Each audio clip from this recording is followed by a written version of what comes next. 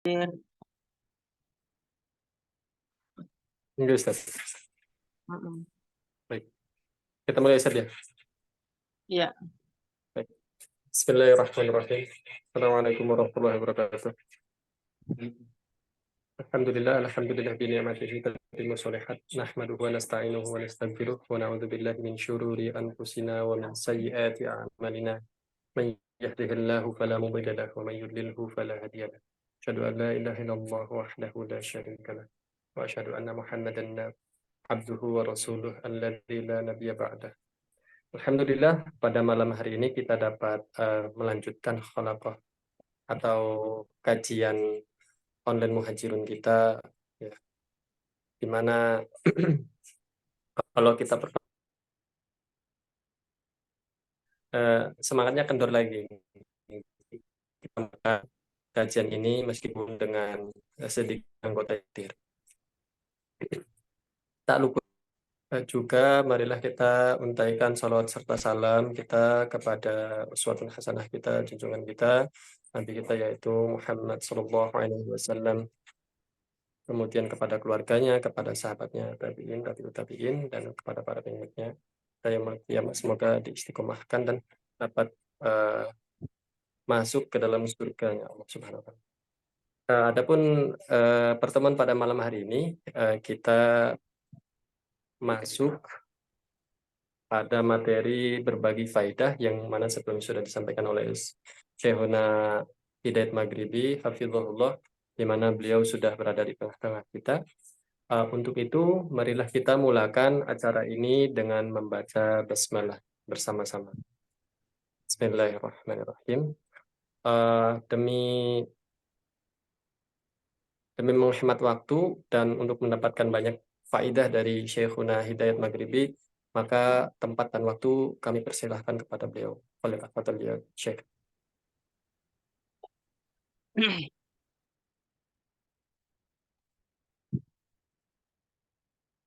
Baik, barakallahu. Bismillah, assalamualaikum warahmatullahi wabarakatuh. Waalaikumsalam. Alhamdulillah wassalatu wassalamu ala Rasulillah wa ala alihi wa sahbihi wa mawalah wa ba'd. Barakallahu.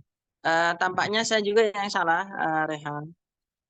Jadi tadi tidak memutuskan dari siang. Nanti ya sudah, kalau gitu nanti malam kita halaqah gitu ya. Tidak memutuskan gitu. Baru tanya, habis itu ada yang jawab gitu. Mungkin saya juga yang salah. Nggak apa-apa, insya Allah ini sebagai mukadimah. Insya Allah untuk pekan depan kita mulai. Tapi untuk pekan depan itu tampaknya saya masih di Solo gitu. Entah bisa atau tidak, nanti saya akan umumkan insya Allah ta'ala. Nggak apa-apa meskipun yang hadir cuma beberapa gitu. Kita berbagi faedahnya. Kita berbagi faedah dan semoga manfaat dan menjadi amal soleh.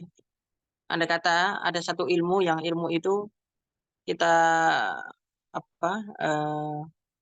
kita amalkan gitu, guru kita mendapatkan amal soleh gitu ya. Apalagi ini ada beberapa orang nih, 1, 2, 3, 4, 4 ya. 1, 2, 3, 4, 5 ya. 5 orang, nggak apa-apa lah 5 orang. Yang penting begini, saya minta kepada antum semua yang mendengarkan saya ini,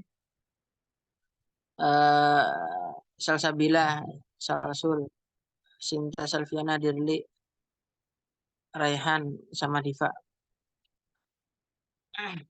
Malam ini apabila ada ilmu baru, jika itu amal, maka saya mohon amalkan. Ya. Apabila satu keyakinan, maka saya mohon yakinlah. Jika ada sesuatu yang buruk, saya ingatkan, benar-benar tinggalkan. Apabila sesuatu yang berupa akhlak, maka berakhlaklah dengan akhlak tersebut. Ya, barakallahu fikum. Dan seterusnya. Intinya adalah amal. Saya berharap kepada Allah Subhanahu wa taala ucapan saya ini ucapan yang ikhlas karena Allah Subhanahu wa taala.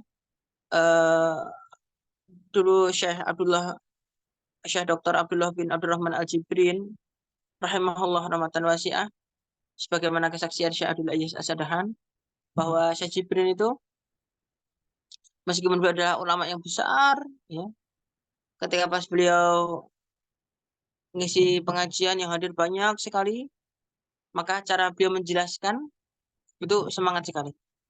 Terus suatu ketika ternyata beliau diminta untuk menggantikan Syekh bin Baz rahimahullah.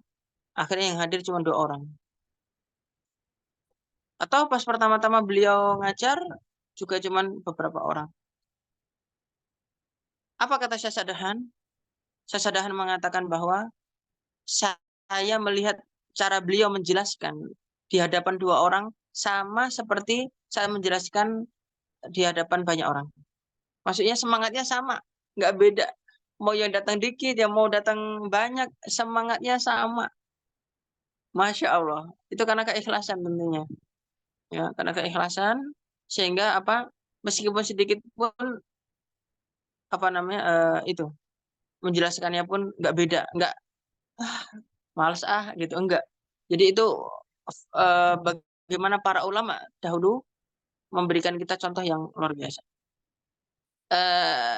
Kemudian Syekh Muhammad Ibn Shalih Al-Utsaimin rahimahullah, beliau dulu diminta untuk apa namanya menjadi qadhi. Kemudian beliau itu nggak mau, ya. Sedangkan teman-temannya semuanya udah jadi qadhi, udah jadi pejabat dan seterusnya. Padahal mereka itu tidak lebih alim daripada Syekh Utsaimin. Nah, kemudian Syekh Utsaimin tetap tinggal di negerinya di Qasim supaya tetap belajar dari gurunya yaitu Syekh Abdurrahman bin Nasir As-Sa'di atau As-Sa'di.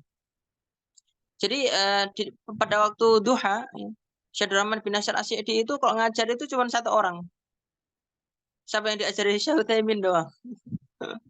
Cuma Syekh Utsaimin sendirian, Syekh Utsaimin diajarin sama Syekh As-Sa'di. Dan itu tidak mengubah Syekh As-Sa'di untuk tetap semangat mengajar. Masya Allah. Itu karena lagi-lagi keikhlasan. Tentunya kita belajar dari keikhlasan para ulama. Ya Allah, tentunya kita jauh dari kata ikhlas, tapi kita selalu berusaha untuk ikhlas karena Allah Subhanahu wa taala. Semoga ikhlas karena Allah. Baik, barakallahu fikum. Kita berbagi faedah aja ya malam ini. Tadi malam saya membaca satu kitab judulnya Suwa wa Quwa. Ya. Ditulis oleh seorang syekh di Saudi namanya Syekh Muhammad Ibn Sulaiman Al-Muhanna. Ya, Syekh Muhammad Ibn Sulaiman Al-Muhanna. Syekh Al-Muhanna itu menceritakan dalam kitab Suwa wa Quwanya bahwa kakak beliau itu namanya Syekh Dr. Khalid Al-Muhanna. Ya, ini kan penulisnya kan Muhammad Al-Muhanna. Kakaknya Khalid Muhanna. Nah, Syekh Khalid Muhanna ini sekarang diangkat sebagai Imam Masjid Nabawi. Dulu Syekh Khalid Muhanna ini suka ngimamin Syekh bin Baz rahimahullah. Suka ngimamin Syekh bin Baz rahimahullah. Saat Syekh bin Baz di apa namanya di Mekah, di Aziziyah. Nah, kalau Syekh Muhanna ini membaca apa namanya surat Sabbihisma, surat Al-A'la, ya. Sabbihisma rabbikal a'la, ya. Itu apabila nanti sampai di ayat terakhir, inna hadza lafis suhufil ula. Benar? Suhufi Ibrahim wa Musa. Pas membaca Suhufi Ibrahim wa Musa, imam membaca ayat itu terakhir surat Al-A'la, maka Syekh bin Baz nanti membaca gini, alaihi wassalatu wassalam. Jadi mendoakan Nabi Ibrahim dan Nabi Musa dengan alaihi wassalatu wassalam. Ini adalah satu hal yang kadang dilalaikan oleh sebagian di antara kita, ya. bahkan justru yang mengerjakannya atau mengamalkannya justru orang-orang tampaknya orang NU ya. Orang-orang NU, orang Nahdlatul Ulama, sebagian mereka tampaknya membaca alaihi wassalam ya. Alaihi wassalam. Jadi ketika pas ayat terakhir surat Al-A'la itu membaca alaihi wassalam. Jadi kita kira dulu ada sebagai satu kebid'ahan, ternyata Syekh bin Baz rahimahullah mengamalkannya, coba. Itu. Sehingga apabila kita nanti membaca Al-Qur'an ya, kita membaca Al-Qur'an atau pas sholat ya, maka kita saat sampai di ayat terakhir ya, fi suhufi Ibrahim wa Musa, maka kita dianjurkan untuk membaca alaihi wassalam atau alaihi wassalatu wassalam. Ya. Nanti misalkan kita pas baca Quran atau pas lagi ngulang hafalan atau pas ngajar atau pas lagi sholat bahkan ya jangan lupakan membaca alaihi wassalatu wassalam atau alaihi wassalam. Ya. Justru itu yang mengamalkan malah orang-orang NU. Kita yang Ahlussunnah malah banyak meninggalkan hal itu. Padahal guru para Ahlussunnah yaitu Syekh bin Baz rahimahullah mengamalkannya. Ini faedah pertama ya. Ini faedah pertama. Tadi saya sudah udah meminta kepada antum semuanya untuk mengamalkan. Ya, berarti nanti harus mengamalkan. Jadi bukan hanya sebatas wawasan saja. Oh, saya bebas bacain kok, enggak. Ya, sekaligus ini pertama ya, dari sisi amal maka amalkan. Dari sisi akhlak, ya dari tinjauan akhlak jangan membid'ahkan mereka yang mengerjakan alaihi wasallam. Mereka yang mengucapkan alaihi wasallam. Itu dari sisi akhlak. Ya, jadi jangan anggap amal orang lain seolah-olah batil atau bid'ah dolalah, bid'ah yang sesat atau bid'ah yang finnar dan seterusnya.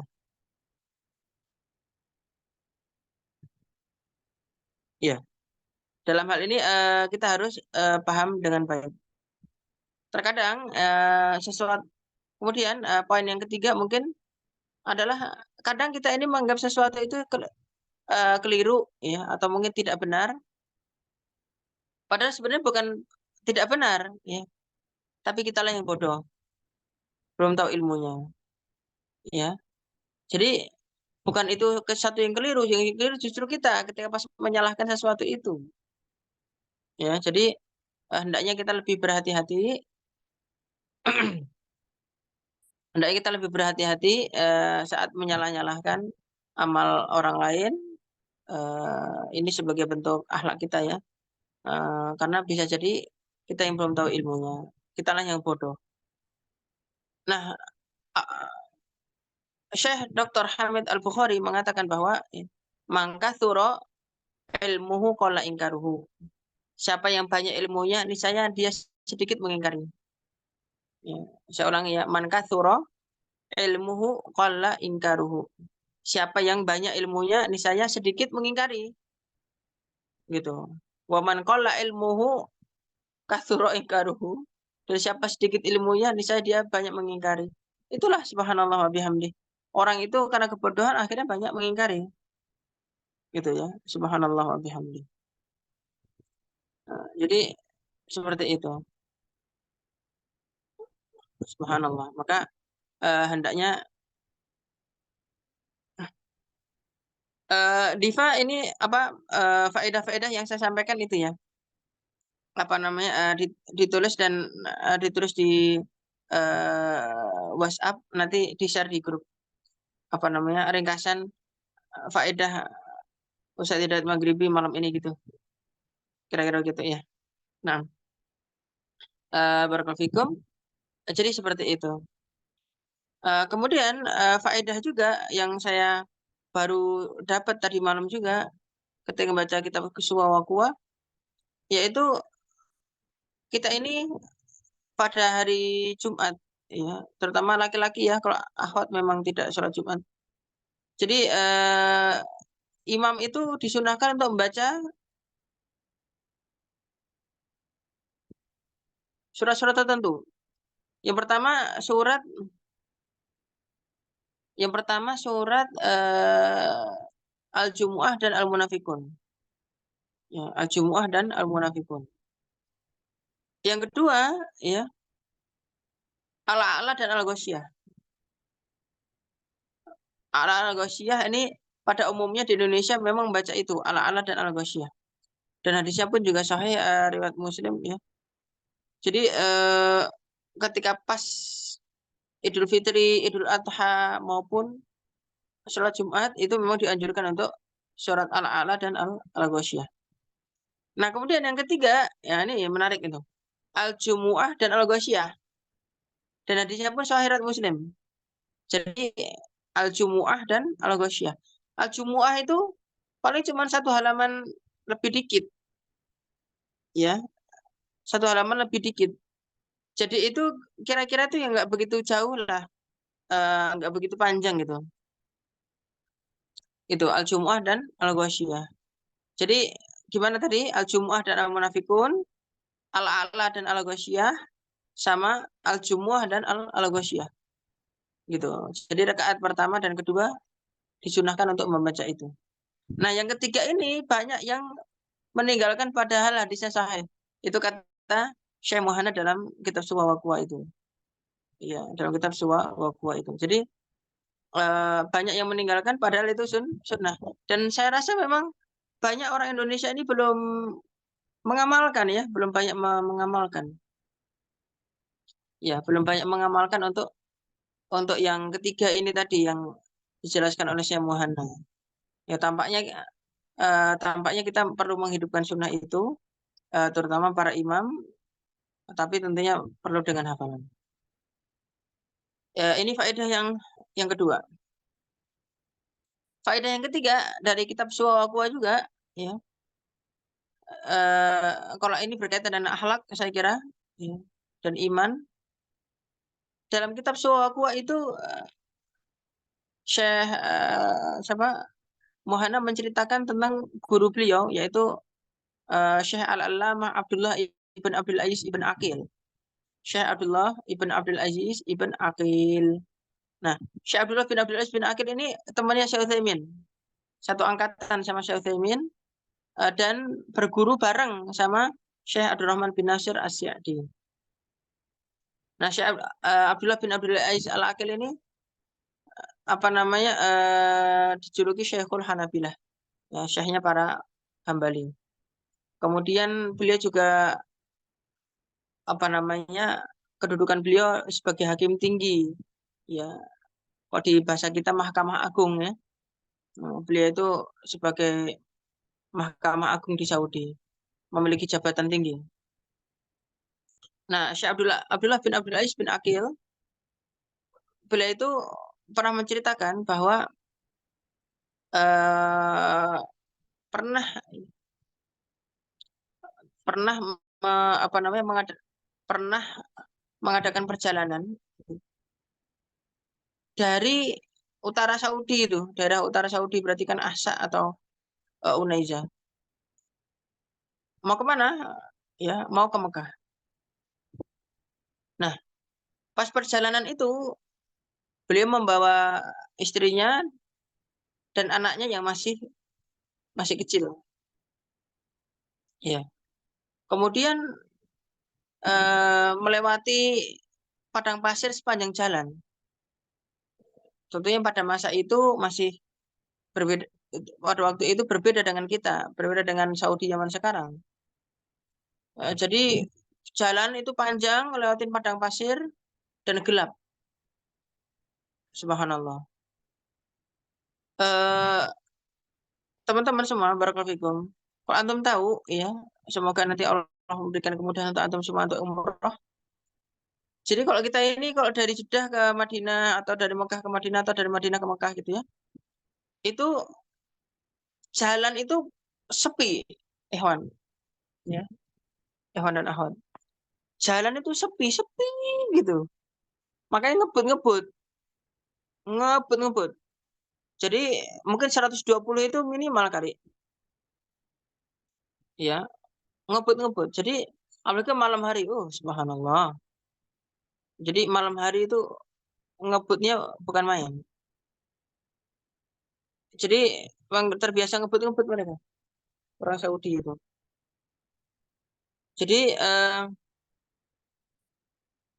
di apa namanya, waktu itu Syekh Ibn Akil ya lebih jauh lagi ya, dari utara Madinah, maaf, utara Saudi sampai Mekah. Mekah itu kan agak agak bawah-bawah ya, ya agak bawah-bawah. Terus sepanjang perjalanan itu gelap ya, jalan gelap, kemudian masih banyak apa namanya serigala ya. Jadi di Saudi itu banyak serigala, Ikhwan. Wah, Ahwat. Jadi serigala itu jahat, lebih jahat daripada singa. Tahu nggak apa bedanya singa sama serigala kalau mangsa? Jadi kalau singa itu kok mangsa itu, mangsa buruannya itu mati dulu, dimatiin dulu, ya, baru dimakan, baru dimakan. Apa namanya? Tapi kalau serigala enggak, itu masih hidup pun udah dicapik-capik, masih hidup loh, dicapik-capik, dimakan, dicapik-capik. Maka itu kan kalau singa itu kan apa ya, konotasinya apa? Konotasinya hebat, kuat, raja hutan gitu ya. Tapi kalau serigala konotasinya apa? Buruk. Serigala. Nah, pasti kan jelek, konotasinya jelek karena memang jahat. Tapi kalau apa namanya, singa, wah dia singa tuh. Konotasinya apa? Baik gitu. Oke, baik, barakallahu fikum. Jadi seperti itu. Eh baik serigala dan seterusnya. Kemudian ketika itu apa namanya, mobil pada waktu itu masih ini, mobil bak ya, yang dipakai oleh Syekh Ibn Akil dan keluarganya itu mobil bak, mobil bak. Terus akhirnya apa? Pada malam hari itu istrinya yang sedang apa? Mangku anaknya yang masih kecil itu tiba-tiba itu tertidur. Nah, tertidur ya. Ketika pas tertidur tiba-tiba setelah agak ini, setelah agak lama ya, udah ngelewatin jauh, terbangun ternyata anaknya jatuh. Bayangin, anaknya Syekh Ibn Akil tadi jatuh. Nah, ketika pas jatuh, terus apa namanya, waktu itu langsung histeris si apa istrinya Syekh Ibn Akil. Wah, mana anakku gitu ya, jatuh. Dan kok apa namanya, nggak sadar gitu. Akhirnya apa? Nah, di sini kita bisa mengambil akhlaknya Syekh Ibn Akil. Waktu itu Syekh Ibn Akil ya, menenangkan semuanya, tenangkan semua, terus tidak mencela istrinya sama sekali. Nah ini, coba. La yalumu izaujatahu. Tidak apa namanya, mencaci, tidak menyalahkan, tidak apa istrinya sama sekali. Tuh, ini nih, para suami nih. Ya, kalian yang belum nikah, ya barakallahu fikum. Jadi luar biasa. Itu kalau saya mungkin saya udah, gimana sih itu?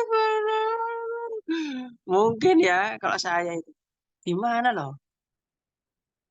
Ini kadang aja kita sebagai suami nih ya, ketika pas istri lagi mungkin lagi nyuci atau lagi apa, tiba-tiba anak kemana nggak ada gitu, atau anak mainan apa namanya pisau nggak diperhatiin sama istrinya gitu.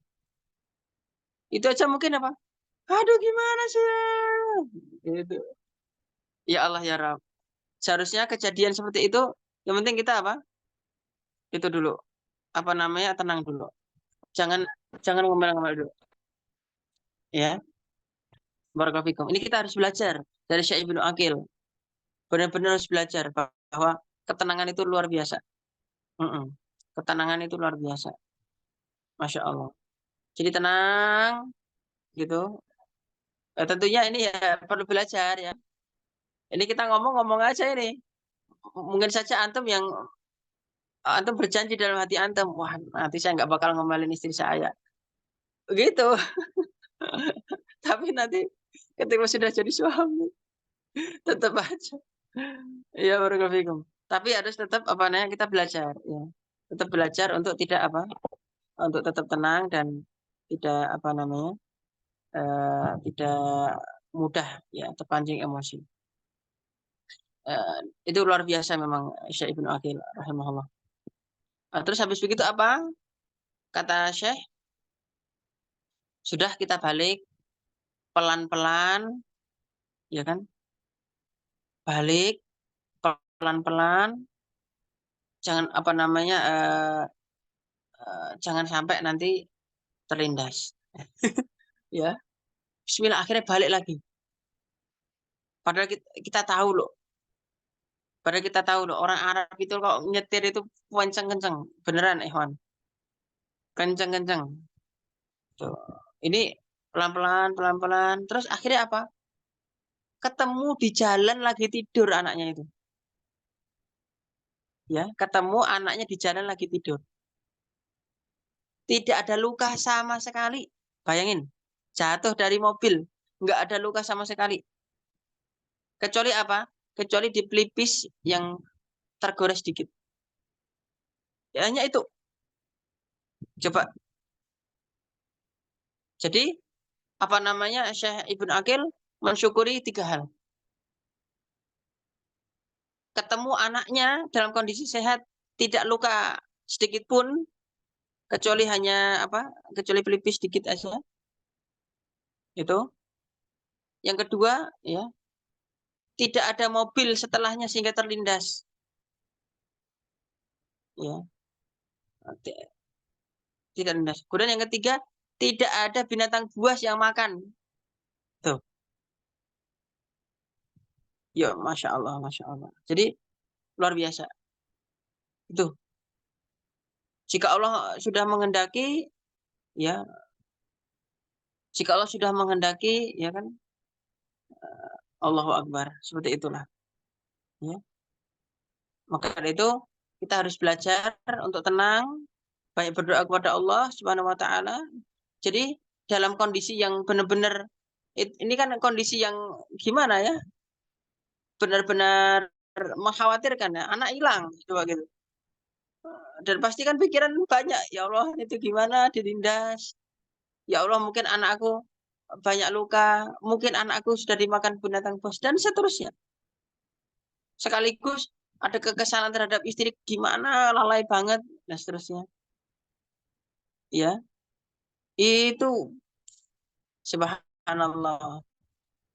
Nah, tapi memang hamba-hamba Allah yang memang sudah derajatnya derajat ridho, derajatnya sakinah, derajatnya yakin sama Allah Subhanahu wa taala, itu memang beda, ya. Maka dari itu, apabila kita mendapati satu masalah, tenang dulu. Tenang, banyak berdoa kepada Allah, jangan salahkan diri sendiri, jangan salahkan orang lain. Ya, jangan salahkan diri sendiri, jangan salahkan orang lain. Gitu. Udah tenang dulu.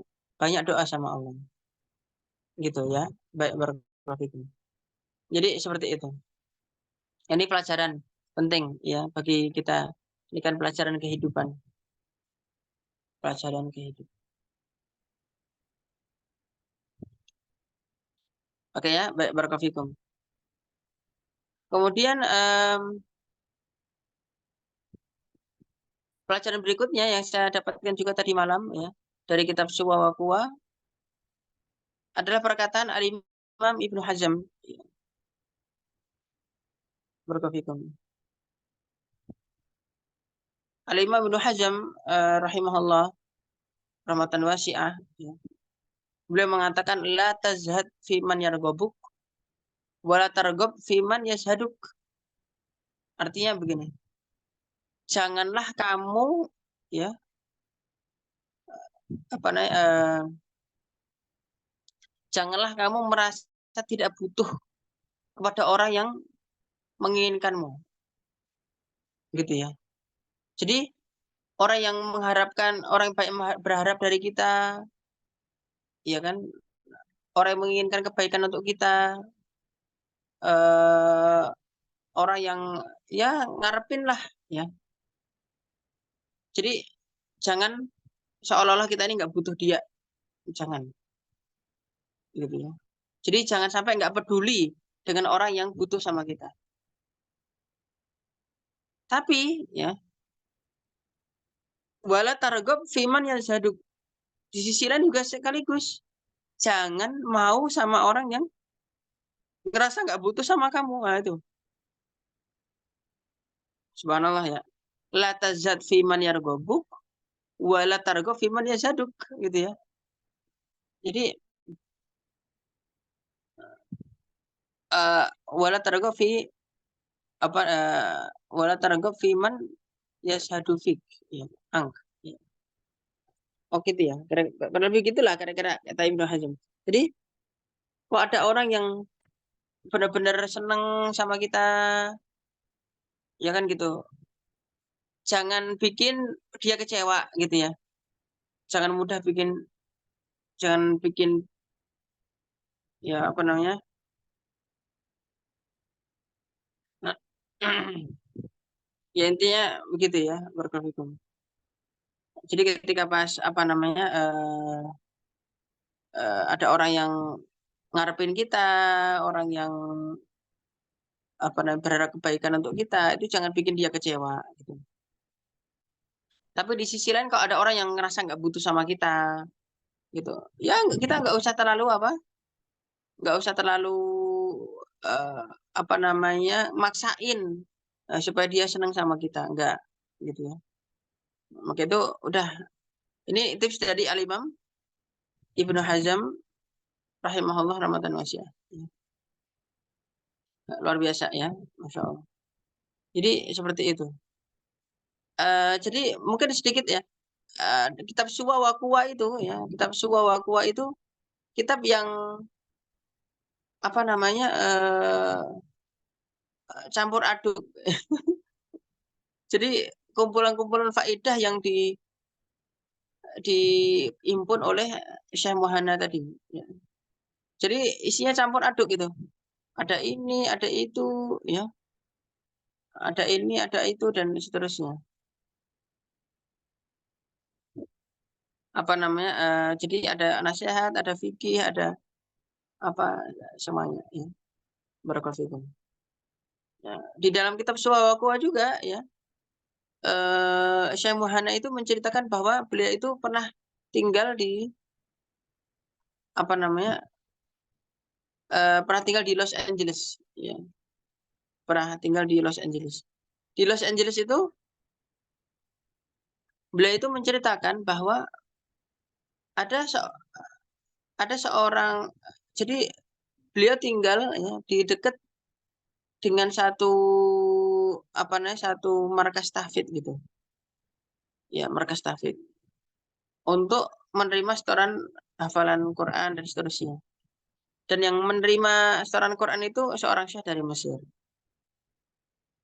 Nah kemudian di antara mereka yang peserta tahfidz itu ada seorang anak, kebangsaannya itu India.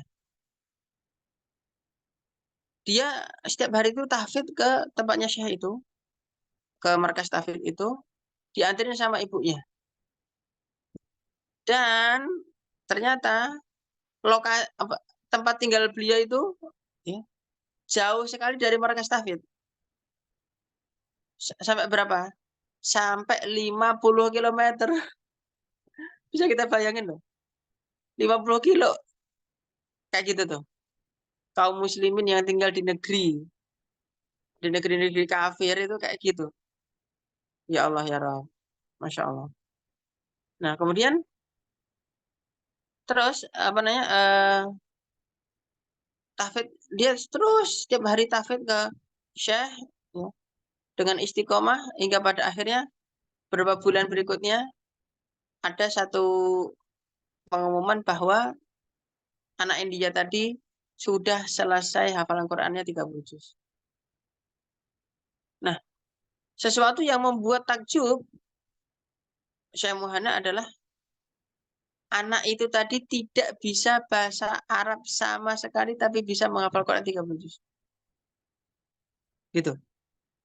Bagi orang Arab, bagi orang Arab itu sangat menakjubkan orang yang nggak bisa bahasa Arab tapi bisa hafal Quran.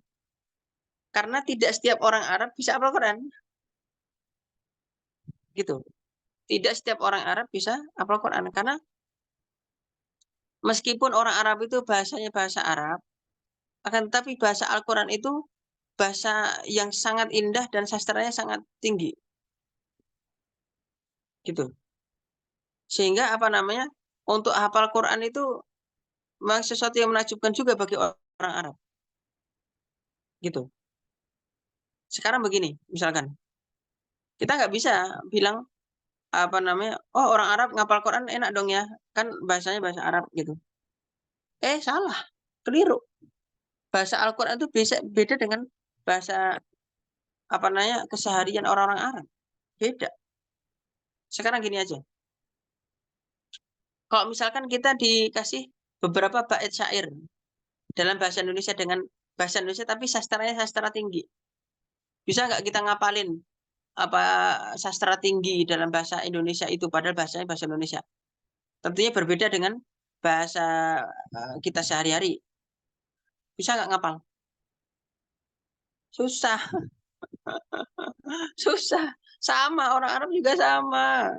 Meskipun bahasa Arabnya bahasa Arab sehari-hari, tapi bahasa Al-Quran itu sastranya sangat tinggi. Lebih dari sastra karena wahyu Allah Subhanahu Wa Taala. Gitu. Itu luar biasa. Nah, bagi orang Arab itu, loh, nggak bisa orang Arab aja yang bahasanya bahasa Arab itu ngapalin Quran aja susah, apalagi ini kok nggak bisa bahasa Arab sama sekali. Bahasanya bahasa Inggris, sekaligus bahasa India mungkin. Tapi bisa menghafal Quran 30 juz, coba. Berarti ini menunjukkan bahwa saya kemukjizatan Al-Quran.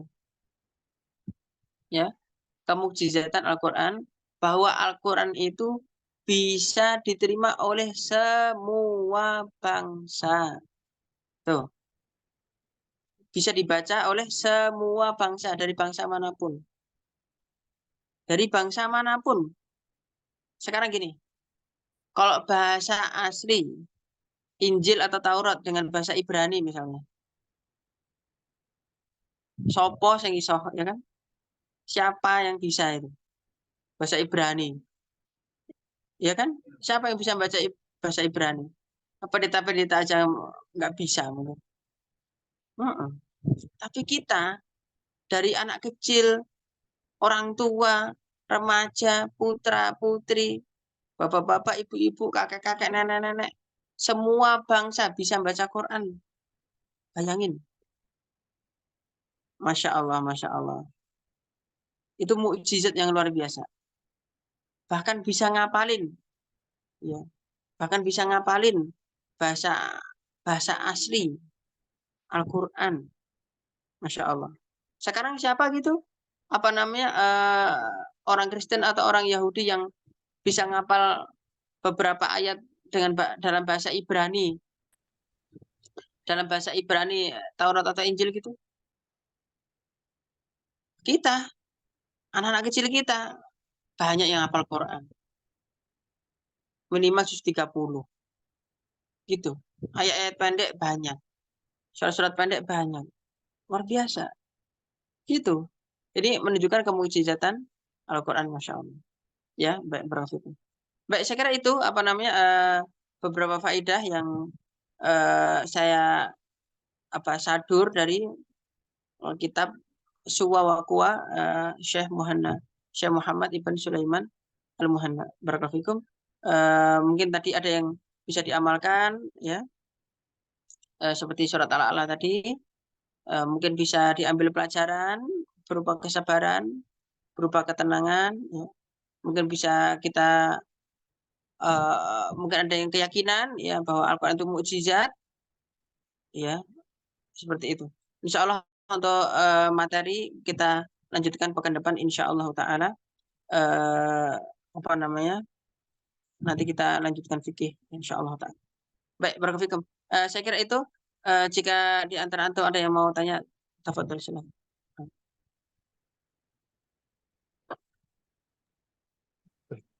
Alhamdulillah untuk penyampaian faedah sudah dilakukan oleh Syekhul Hidayat Maghribi, hafizahullah. Maka kita masuk ke sesi tanya jawab. Bagi teman-teman yang ingin bertanya apapun ya, di apapun itu, baik fikih, sejarah, akidah, adab, akhlak, itu bisa ditanyakan di forum ini. Jadi mumpung hari ini adalah eh, free ya, jadi nggak ada pembahasan, kita bebas nanya apa aja ke beliau. Ayo, mumpung free nih, barangkali teman-teman ada yang mau tanya, bisa lewat ketikan atau langsung dihidupkan saja mic-nya bagi akhwat ya, tanpa dihidupkan video ini. Barakallahu fiik.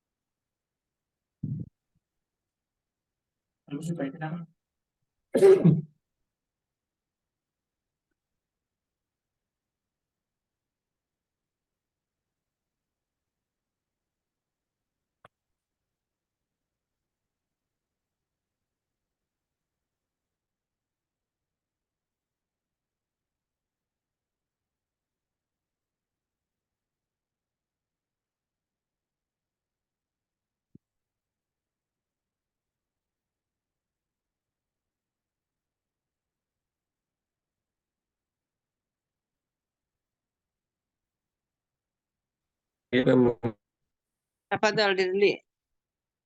Ini Afwan mau tanya.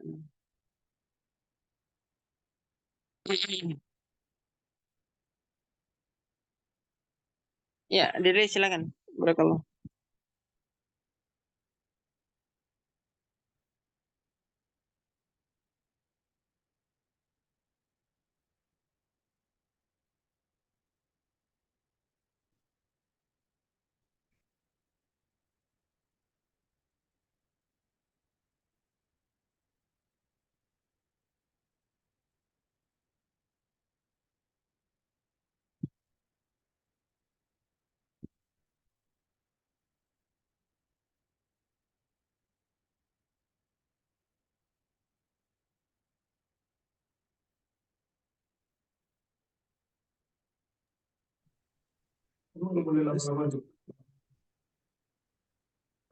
pertanyaannya, apa perbedaan usul dengan furu, Ustaz? Oh gitu, ya. Apa perbedaan usul dan furu'? Oke. Kalau di pelajaran kalau di pelajaran akidah kita pas waktu itu sudah saya jelaskan ya. Tampaknya Deli belum ikut waktu itu. Jadi apa itu perbedaan usul dan furu'? Ya. Banyak yang menduga bahwa usul itu berarti akidah, furu' itu berarti fikih. Ini kurang tepat, ya. Dulu guru saya Syekh Dr. Ahmad Ibn Muhammad Ibn Mahruz Batohaf, dosen di Jamiatul Malik Abdul Aziz, King Abdul Aziz University Jeddah. Waktu itu menjelaskan kepada kami bahwa namanya usul dan furu' itu bukan usul itu akidah, furu' itu fikih, bukan. Meskipun ya furu'nya fikih itu lebih banyak. Tapi bukan berarti fikih tidak ada furu'nya. Tidak ada usulnya. Jadi apa itu usul, apa itu furu'? Akidah ada usul, ada furu'. fikih ada usul, ada furu'. Oke. Apa itu usul akidah dan apa itu usul fikih? Usul akidah adalah segala sesuatu yang sudah disepakati. Segala sesuatu yang sudah disepakati ya, oleh kaum muslimin, baik apa namanya, yang biasa para ulama menyebut al-ma'lum minad-din bidarurah. Yang seorang muslim pasti tahu itu. Seorang muslim pasti tahu itu. Jadi apa namanya? Rukun iman itu ada 6. Rukun Islam itu ada 5. Rukun iman untuk mina billah wa malaikatihi wa kutubihi wa rusulihi wa bil yaumil akhir wa bil qadari khair wa syarr. Kemudian rukun Islam antasyhadu la ilaha illallah wa anna muhammadar rasulullah wa tuqimas shalah wa tu'tiyaz zakah wa tasum ramadan wa tahujjal bait, haji. Itu usul. Setiap rukun iman dan rukun Islam adalah usul. Setiap yang sudah diketahui secara pasti, secara nas, itu berarti usul. Nabi Muhammad itu adalah nabi terakhir. Itu usul. Berarti siapa yang mengaku ada nabi selain Nabi Muhammad, mengimani ada nabi selain Nabi Muhammad, berarti dia sudah sesat. Al-Quran itu suci. Al-Quran itu wahyu dari Allah. Siapa yang mengatakan Al-Quran itu buatan Utsman bin Affan berarti sudah sesat. Itu usul, karena itu sudah masalah usul. Ya. Jadi sesuatu yang sudah disepakati secara nas dan kaum muslimin semuanya pasti tahu itu. Itu namanya usul. Ada enggak akidah itu furu'? Ada. Ya. Yang dalilnya bukan nas. Dalilnya masih ada takwil. Ya, dalilnya masih multi tafsir. Maka terkadang para ulama menafsirkannya dengan tafsiran yang berbeda. Ya, tafsiran dengan tafsir yang berbeda. Jadi sebagai contoh adalah apakah tangan Allah di atas tangan orang-orang yang berbaiat pada Nabi Muhammad di Baiatul Aqabah misalkan? Atau maksudnya adalah Allah itu ridho terhadap mereka. Misalkan. Apakah Allah itu turun di langit pertama pada sepertiga malam terakhir? Atsari, Hambali, Salafi meyakini iya, Allah turun sepertiga malam terakhir, seradatnya. Asy'ari mengatakan bahwa enggak, yang turun adalah rahmatnya Allah. Ini adalah furu' akidah yang tidak sampai membuat kafir. Ya, tidak sampai membuat kafir. Oke, ini berkaitan dengan akidah. Jadi akidah ada usulnya, ada furu'nya. Tapi kalau Ahmadiyah, ya Ahmadiyah jelas itu bukan mereka sudah menyelesaikan usul sehingga mereka jelas-jelas kafir. Syiah misalnya meyakini bahwa para sahabat semuanya kafir.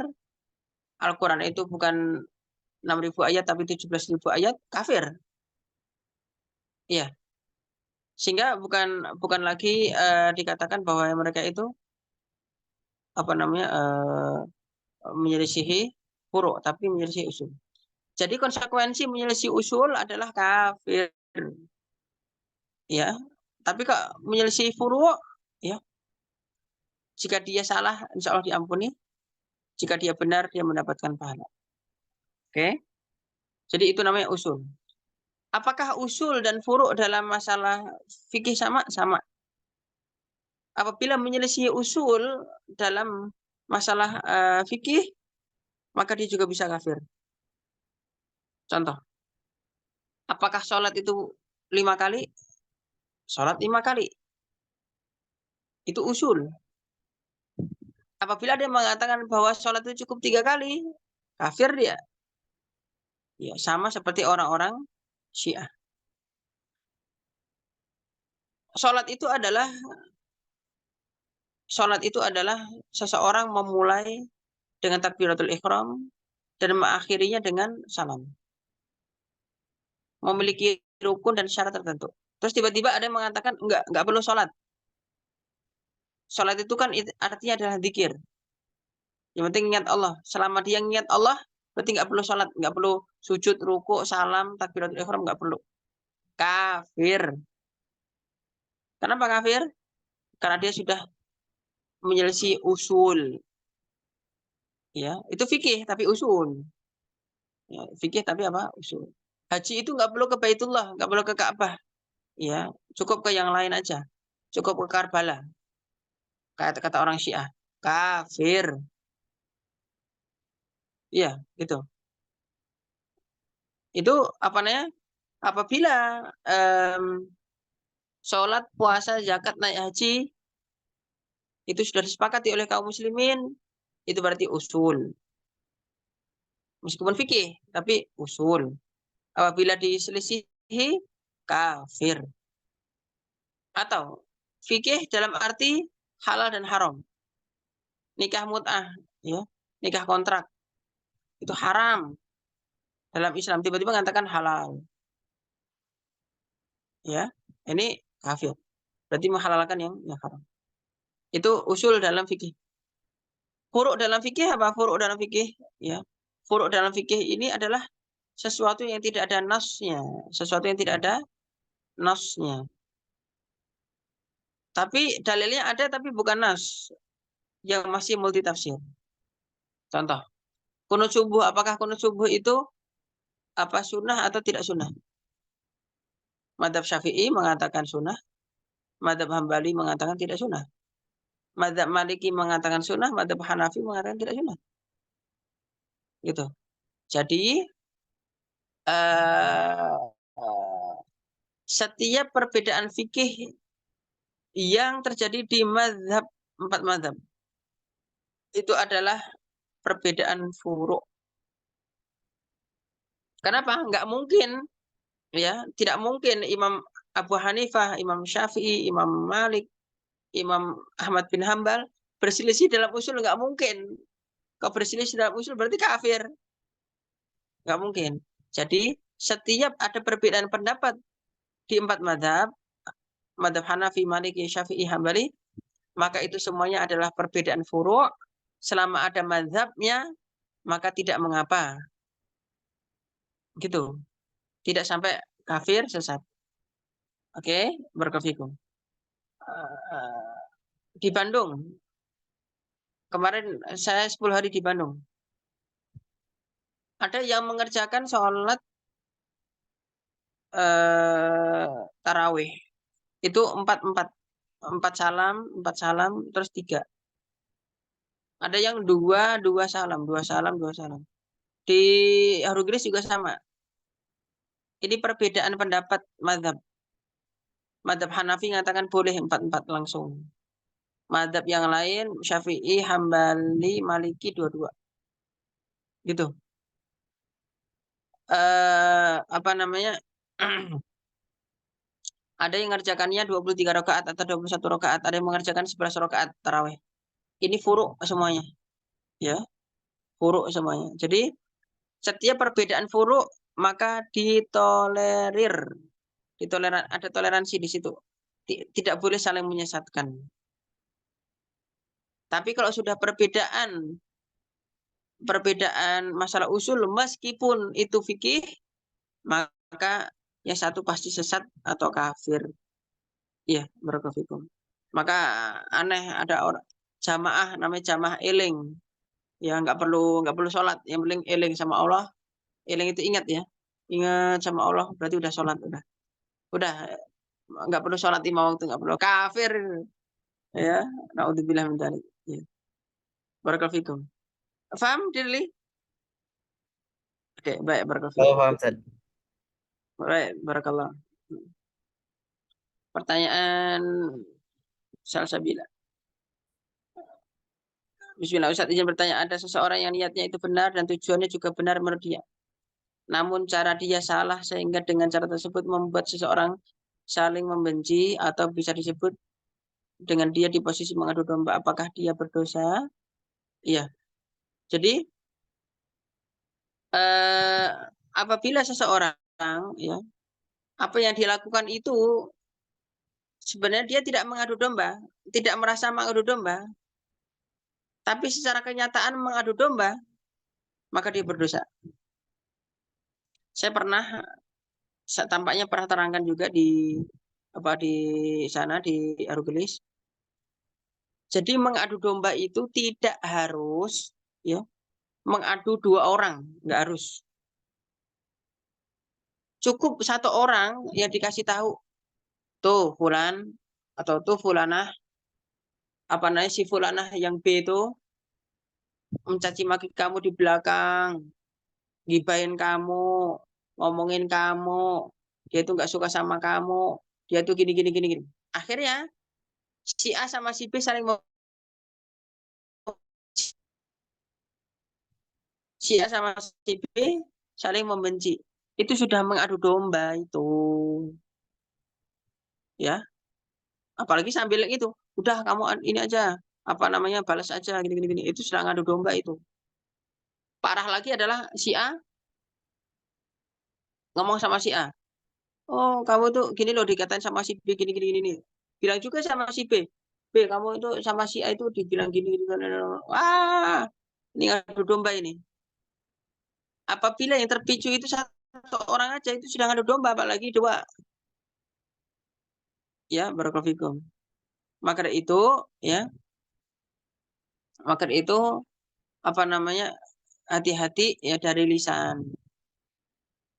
Meskipun tidak niat ngadu domba, akan tetapi akhirnya menjadi adu domba, ya kita khawatirkan itu menjadi dosa. Ya karena siapa juga yang bakal ngaku bahwa saya mau ngadu domba fulan sama fulan. Saya mau ngadu domba fulana sama fulana. Coba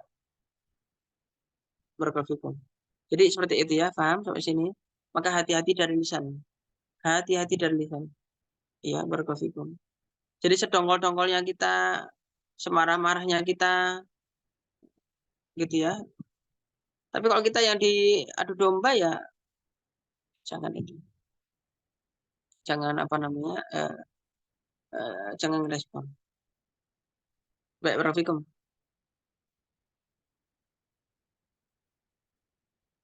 Bismillahirrahmanirrahim. Ustaz izin bertanya.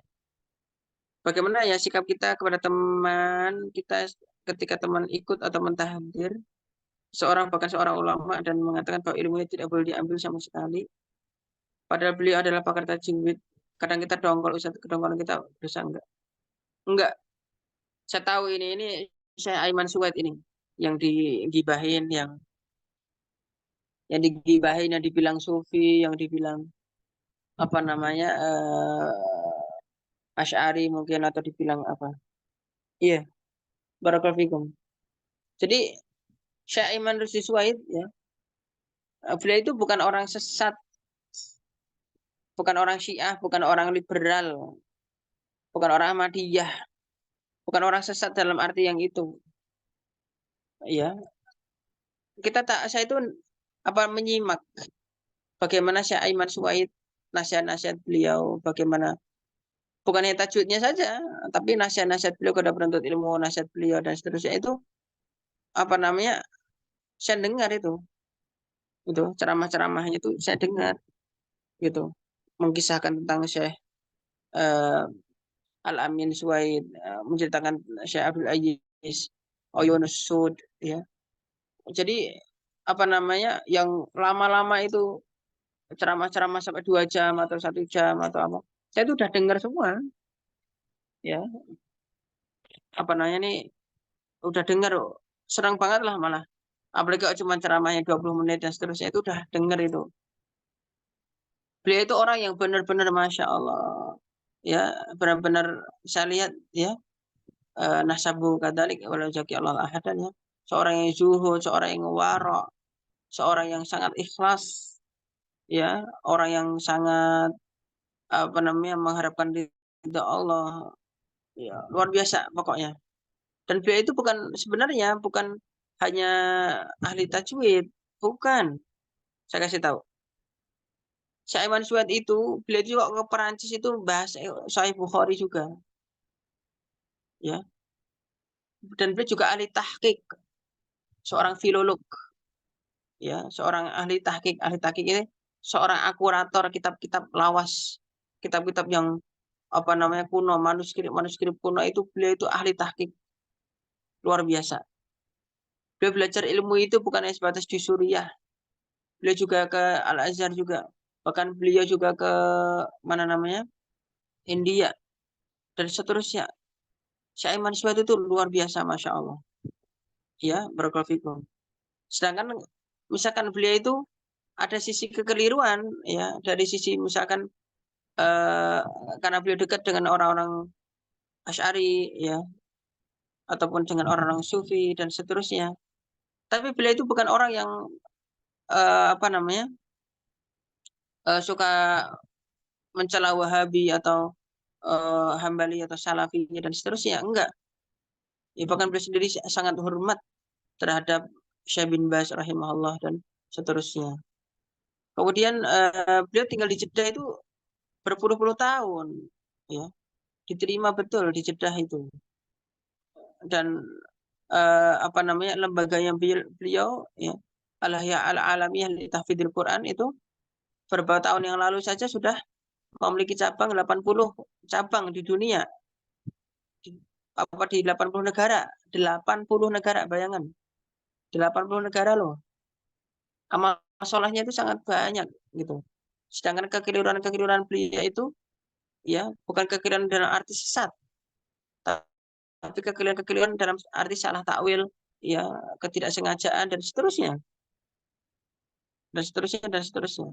Barakallahu fikum. Maka itu apa namanya? Maka kita apa bisa pastikan bahwa mereka itu yang membenci Syekh Aiman Suhaid itu para pendengki. Ya, para pendengki, orang-orang yang ta'assub, orang yang taklid terhadap kelompoknya dan seterusnya. Nah, orang-orang yang apa namanya? Orang-orang yang suka mentahdzir dan seterusnya. Ini orang-orang yang enggak hidupnya itu sempit. Semua disalahin. Ya benar cuma dia dan kelompoknya saja. Hidupnya sempit, nggak pernah bisa senyum sama orang. Gitu. Nggak pernah bisa senyum sama orang, nggak pernah bisa bergaul dengan orang lain. Hidupnya selalu suudzon. Dan seterusnya. Nabi Muhammad SAW tidak mengajari kita seperti itu. Sunnahnya Nabi Muhammad SAW tidak mengajari kita seperti itu. Nabi Muhammad seorang yang santun. Ya, Nabi Muhammad SAW seorang yang sangat perhatian terhadap umatnya. Seperti itu. Maka barakallahu fikum, maka apakah dongkolnya kita kepada orang itu, ya, sebenarnya bukan apa namanya bukan kita dongkol sama dia, bukan. Tapi apa namanya kita ini tidak terima saat ulama itu dilecehkan, ya. Jadi tidak sukanya kita seorang ulama dilecehkan itu malah justru bentuk kecintaan kita terhadap ilmu dan ulama, ya. Insya Allah apa namanya kita tidak sampai dosa, ya, karena kita ini membela para ulama. Maka itu dalam hadis sahih Tirmidzi, man radda an akhihi raddallahu anin nar yaumil qiyamah. Siapa yang dia membela kehormatan saudaranya, niscaya Allah akan membela dia supaya tidak masuk neraka pada hari kiamat, ya. Jadi itu, bayangkan, apalagi yang kita jaga adalah kehormatan seorang ulama, ya. Yang kita jaga adalah kehormatan seorang ulama. Sekaligus ini saya ngomong sekalian, ini lagi rame, ya, Ustaz Adi Hidayat dicaci maki, Ustaz Adi Hidayat lagi di apa namanya dibilang bukan alim, dibilang bahkan Ruwaibidah itu orang bodoh, dan seterusnya, ya. La haula wala quwata illa billah. Beliau itu manusia biasa yang kadang bisa benar bisa salah, ya, bisa benar bisa salah, bisa juga keseleo lidah, ya, bisa jadi apa namanya apakah sekelas beliau, orang yang apa sangat alim, ilmunya sangat dalam sengaja berbuat salah, ya, dengan sengaja bersalah itu kan nggak mungkin, begitu. Sehingga meskipun beliau memiliki kekeliruan, apakah kekeliruan beliau itu sengaja berkeliru kan enggak. Maka itu barakallahu fikum, bagaimanapun Ustadz Adi Hidayat adalah seorang alim, seorang yang ahli ilmu. Adapun kesalahan beliau adalah kesalahan yang sangat wajar dan tidak layak bagi kita untuk mengatakan beliau itu bukan alim atau apa namanya atau waibidah bahkan, ya, naudzubillah min dzalik. Sekarang banyak dicaci maki. Maka itu sebenarnya hari ini pengen juga saya membuat tulisan menjaga kehormatan Ustadz Adi Hidayat, ya. Tapi apa namanya belum sempat tadi karena ada tamu dan seterusnya. Baik, barakallahu fikum. Tapi yang jelas apa namanya mau kita cari alim siapapun, ustadz siapapun yang alim, itu pasti ya ada aja salahnya, nggak mungkin nggak salah. Mau dicari-cari salah ya pasti salah. Mau ustadz dari kelompok manapun, ya, mau dari golongan manapun, coba cari di ustadz Salafina banyak salahnya. Coba cari di ustadz PKS banyak salahnya. Coba cari di ustadz Jamaah Tabligh banyak salahnya. Banyak, coba cari di HTI banyak salahnya. Coba cari di Muhammadiyah banyak salahnya, di Persis banyak. Kelompok manapun pasti ada, oh dicari-cari salahnya itu pasti ada, namanya manusia gitu. Cuman kan kita pasti husnudon bahwa nggak mungkin sengaja berbuat salah lah gitu. Ya, sengaja berbuat salah gitu. Jadi seperti itu ya, maka hati-hati, jaga lisan kita jangan sampai ikut-ikutan mencela para ulama, mentahdir atau merendahkan kehormatan mereka. Hati-hati betul ya, karena pasti segala sesuatunya pasti akan ada pertanggungjawabannya. Apalagi karena kedengkian, naudzubillah min dzalik, ya. Apalagi karena kedengkian. Boleh kita tidak setuju dalam satu dua hal, ya. Bukan berarti kita meninggalkan ulama tersebut sehingga kita tidak peduli gitu ya. Barakallahu fikum. Jadi seperti itu, subhanallah. Oke, terus gimana? Ya Ustaz, nyatanya kadang kalau kita men-share yang berkaitan dengan orang yang mereka tahdir, ketika kita ketemu malah jaga jarak. Ya seperti itulah. Ya hidupnya sempit, ya.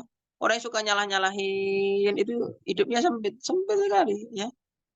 Hidupnya sempit sekali. Tadi apa namanya ini saya nggak tahu Sinta Selviana ikut Maghribis kelas apa enggak. Di hari ini saya apa namanya nulis ya di Maghribis kelas. Hidup kita akan lebih bahagia saat kita mampu memahami orang lain, ya. Tulisan saya hari ini. Hidup kita akan lebih bahagia saat kita mampu memahami orang lain. Meski itu terkadang sulit, kita harus berusaha. Nah itu. Nah, jadi apa? Apa namanya? Kita ini hidup kita ini akan bahagia saat apa? Akan lebih bahagia saat kita mampu memahami orang lain itu. Jadi orang lain itu ya, oh kita pahami gitu.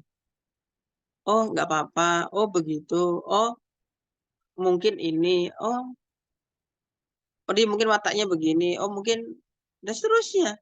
Kalau kita memahami orang lain itu kita kan hidup kita akan lebih bahagia gitu. Tapi kalau nggak bisa memahami orang lain itu, ya sempit aja hidup. Ya. Barakallahu fikum. Jadi saya kira seperti itu ya. Barakallahu fikum. Semoga ya kita semua terjaga hati kita. Baik, terima kasih jazakallahu khairan. Mungkin itu apa namanya pada pertemuan kita pada malam hari ini semoga manfaat. Sekali lagi tadi apabila sesuatu yang berkaitan dengan amal maka amalkan, sesuatu yang berkaitan dengan akhlak maka berakhlaklah dengan itu. Jika berkaitan dengan keyakinan akidah maka yakinilah, ya, dan seterusnya. Ya. Saya kira itu, terima kasih jazakumullah khairan. Alhamdulillah alamin. Saya kembalikan ke Rehan. Sekian, assalamualaikum warahmatullahi wabarakatuh. Waalaikumsalam warahmatullahi wabarakatuh. Kami haturkan kepada Syekhuna Hidayat Maghribi hafizahullah atas materi yang telah beliau paparkan pada malam hari ini, dan juga kita telah menyelesaikan pertemuan pada malam hari ini, maka kita tutup pertemuan malam hari ini dengan membaca hamdalah dan doa kafaratul majelis. Alhamdulillahi rabbil alamin. Subhanakallahumma wa bihamdika asyhadu an la ilaha illa anta astaghfiruka wa atubu ilaik. Eh, Kami pamit undur diri. Walhamdulillahirabbil alamin. Assalamualaikum warahmatullahi wabarakatuh. Waalaikumsalam warahmatullahi wabarakatuh.